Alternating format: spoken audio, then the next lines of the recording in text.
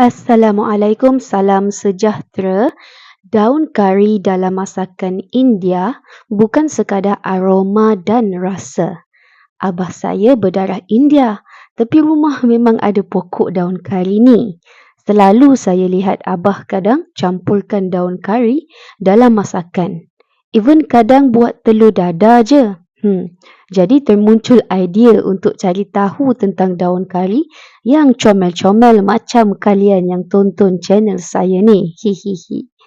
Pastinya setiap apa yang Allah ciptakan di bumi ini ada manfaatnya.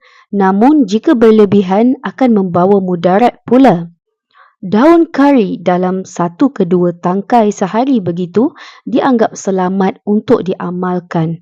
Siapa yang pernah amalkan dan apa kebaikan yang kalian dapat? Boleh kongsikan di ruangan komen ya kawan-kawan. Pernah lihat tak perempuan India orang lama-lama rambutnya agak lebat? Dalam penjagaan rambut, daun kari agak terkenal di kalangan masyarakat India. Dan ya, Lia ada customer yang bercerita perkara yang sama. Biasanya orang rambut gugur, botak separuh dah, suka ambil suplemen biotin kan untuk rambut. Tapi siapa sangka daun kari rupanya mampu membantu?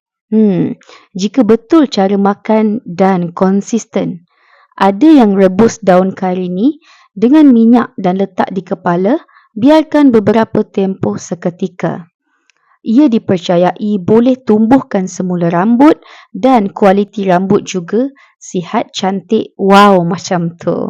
Biasanya kan untuk apa-apa keberkesanan bagi kita peroleh dari sesuatu tu, usahakan amal 2 ke 3 bulan. Lagi-lagi bahan semula jadi, ambil masa sedikit. Daun kari juga kaya dengan antioksidan yang melawan radikal bebas dalam tubuh, menjadikan sel-sel badan terlindung dan sihat.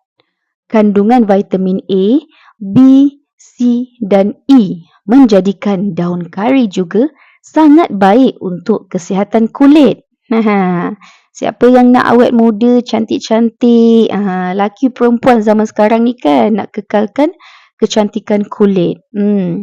Ciri-ciri lain yang dipercayai untuk daun ini, ia mampu mengurangkan kolesterol dan mengawal kadar gula darah.